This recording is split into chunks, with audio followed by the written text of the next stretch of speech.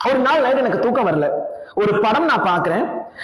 மூட நம்பிக்கைகளை முற்றிலும் விருக்கக்கூடிய, சாதி மத இன வேறுபாடுகளை விரும்பாத, ஒரு சமத்துவத்தை விரும்பக்கூடிய பாலுதேவனுக்கும் ஒரு அந்தனர் வீட்டுல பிறந்து வளர்ந்த ஒரு அந்தனர் சின்ன பையனுக்கும் இடையே இருக்கக்கூடிய ஒரு கதைக்களம், கருத்து பரிமாற்றம், அன்பும் வெளிப்பாடு.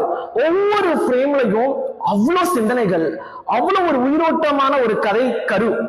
அந்த சீன்ஸை நான் பார்த்து நான் வியக்கிறேன். எனக்குள்ள இருக்க வியப்பு என்னன்னா, 50 வருஷத்துக்கு முன்னாடி எப்படி இப்படி ஒரு விஷயத்தை யோசிக்க முடியும்?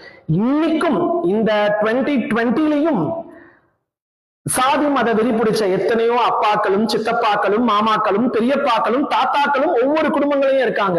அப்போ 50 வருஷத்துக்கு முன்னாடி இப்படி ஒரு 2 டிஃபரெண்ட் எக்ஸ்ட்ரீம்ஸ கதை களத்துக்குள்ள எப்படி கொண்டு வந்திருக்க முடியும்? யார் இதோடைய டைரக்டரா இருப்பான்னு ஒவ்வொரு ஃப்ரேமையும் நான் ரசிச்சு ரசிச்சு பார்த்துக்கிட்டு இருக்கேன். படம் முடிகிற தருவாயில பாரதி ராஜாவுடைய வாய்ஸ் வருது. அவரு தான் அந்த படத்துடைய டைரக்டர் நான் தெரிஞ்சுக்கிட்டேன். அப்படி நான் ரசிச்சு ரசிச்சு பார்த்த கதாபாத்திரங்கள் பாலுதேவன், அந்த அந்தனர் பையன், அந்த கதையுடைய பெயர் வேதம் புதிது. உண்மையாலே வேதங்களிலும் சொல்லப்படாத கருத்துக்கள் தான் அந்த வேதம் புதிது என்ற படத்திலையும் இருந்தது. எங்களை மாதிரி சென்னை வாசிகளையும் கூட கிராமத்து மண்ணினுடைய வாசத்தையும் காதலையும் வம்புகளையும் சண்டைகளையும் கலாச்சாரத்தையும் சுவாசிக்க செய்த பாரதி ராஜாக்கு இந்த புகழாஞ்சலி.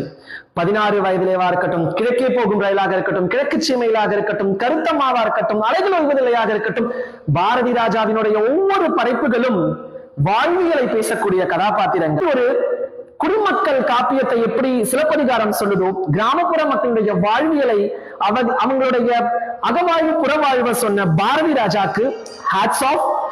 அவரை மாதிரி ஒரு இயக்குனர் இனி திரும்பி வரமாட்டாங்க. இந்த புகழாஞ்சலி அவருக்கு நான் செலுத்துறேன். நன்றி.